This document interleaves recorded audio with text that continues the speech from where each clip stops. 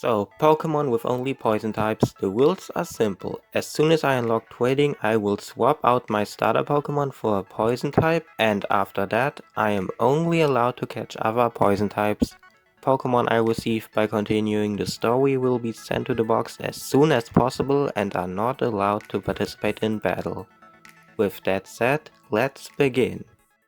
After arriving in Littlewood City, I saved Professor Birch from a Poochyena and defeated his son, Brandon, in a Pokemon battle. I made my way to Petalburg City where I helped Wally to catch his first Pokemon, which unlocked trading, and that means the challenge can officially begin. For my first poison type, I choose a Weedle I named Wanda, because I like Beedrill. After grinding for a while, since Weedle isn't really what you would consider strong, Wanda evolved into a Kakuna, and shortly after that, into a Beedrill. I'm sure this challenge will be super easy, right? Well, turns out, no. After beating a Team Magma Grunt in Petalburg Woods, I noticed a little problem. If a Pokemon's level gets too high and you don't have enough gym badges, it sometimes won't follow your orders, or will randomly fall asleep. With no badges, that happens at level 12, but every move that Wanda learns is resisted by the first gym until level 16. I didn't think this through, did I? After I leveled Wanda up to level 16, she learned Twin Needle and I tried to challenge Roxanne. My plan was to use Twin Needle to damage her Pokemon while also poisoning them and then use potions to keep Wanda alive until Roxanne's Pokemon lost their remaining HP to the poison. It didn't work. It took a lot of grinding and I don't even know anymore how many attempts until I won. Right after I walked out of the gym, I saw some guy running away with a briefcase that contained secret technology from a big company or something like that. I followed him and was able to retrieve the briefcase, and an old man's bird he stole for some reason.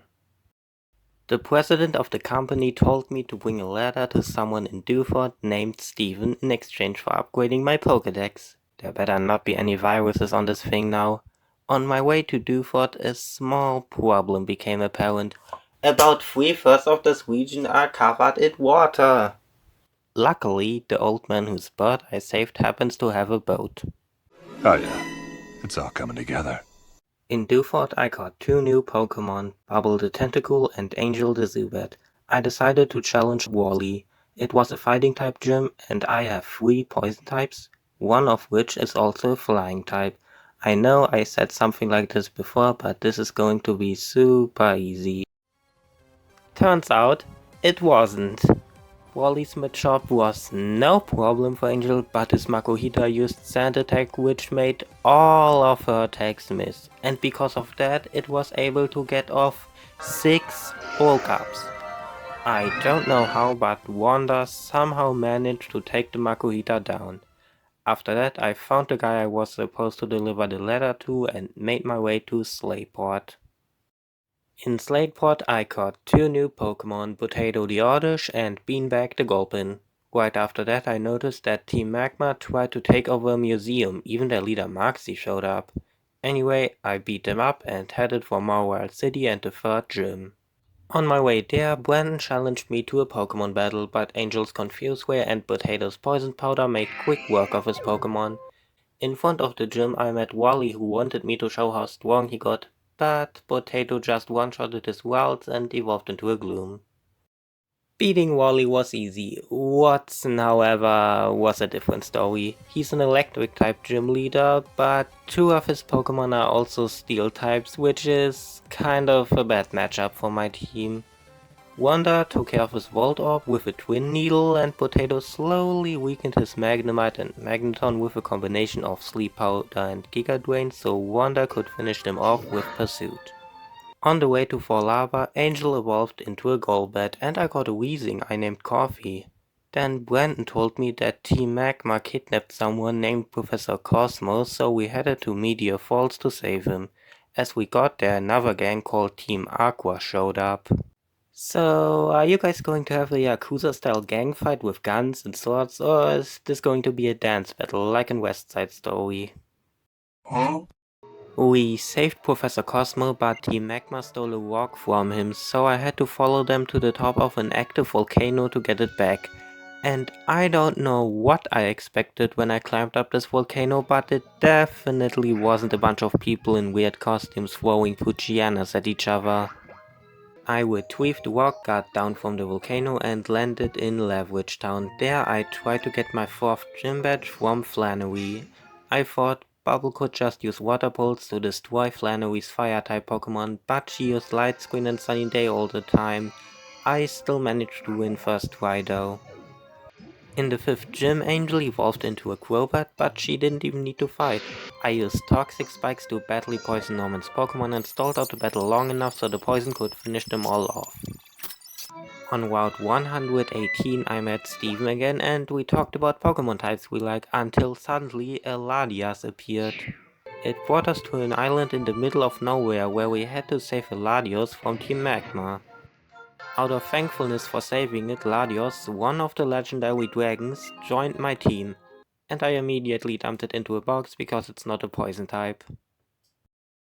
On the way to Fort Tree City I found a leaf stone and I tried to make tea out of it, but then I remembered that I don't have a tea pot, so I gave it to Potato and he ended up evolving. The next gym leader I had to defeat was Winona. I didn't think this battle would be very difficult and oh boy was I wrong. Swallow was no problem and she switched out Altaria after Beanbag put it to sleep. Skarmory knocked out Wanda before going down and Caliber didn't make any problems. But when Altaria came back in, things started going wrong. It wasn't asleep anymore because of its ability, it healed faster than my Pokemon could damage it and it whipped through my team with Earthquakes and Dragon Breaths.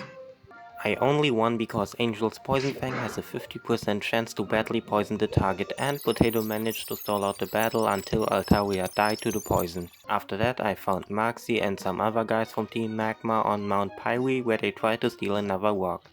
Those guys sure do like rocks.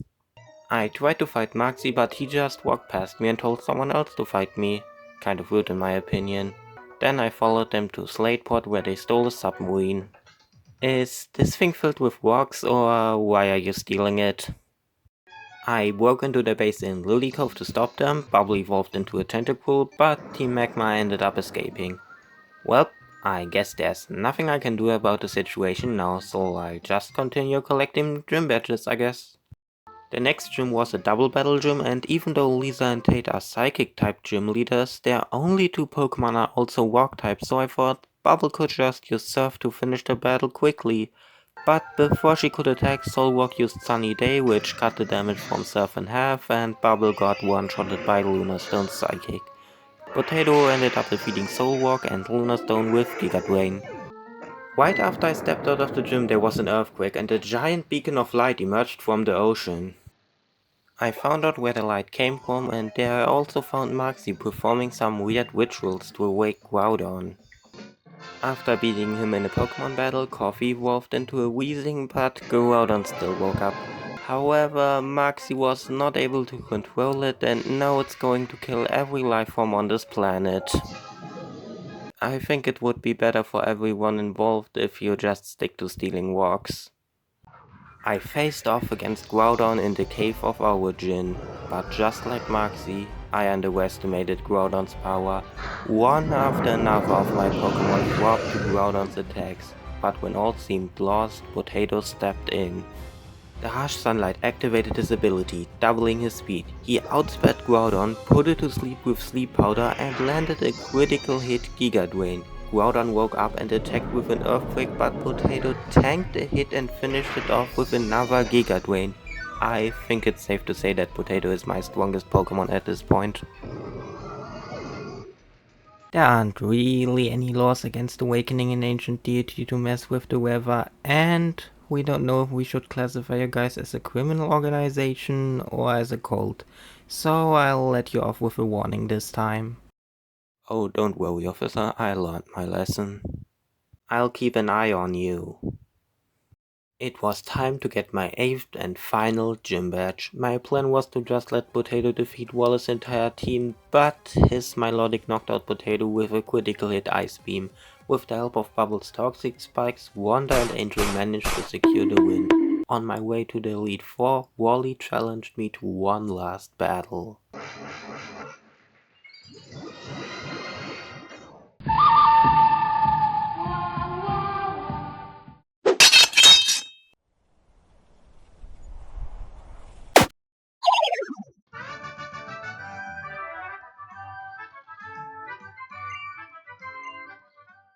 Now it was time. The Elite Four. First off was Sydney. Wanda had a type advantage and one-shotted all of his Pokemon. Phoebe was next and the battle was going pretty good until a Dusknoir came out and took down 5 of my Pokemon before finally fainting. It was close, but I managed to win. Glacia's Pokemon got weakened by Toxic Spikes, so Angel and Wanda could finish them off. Drake was the last of the Elite Four. With a bit of help from Bubble, Wanda quickly took care of his team. The only one left was the champion.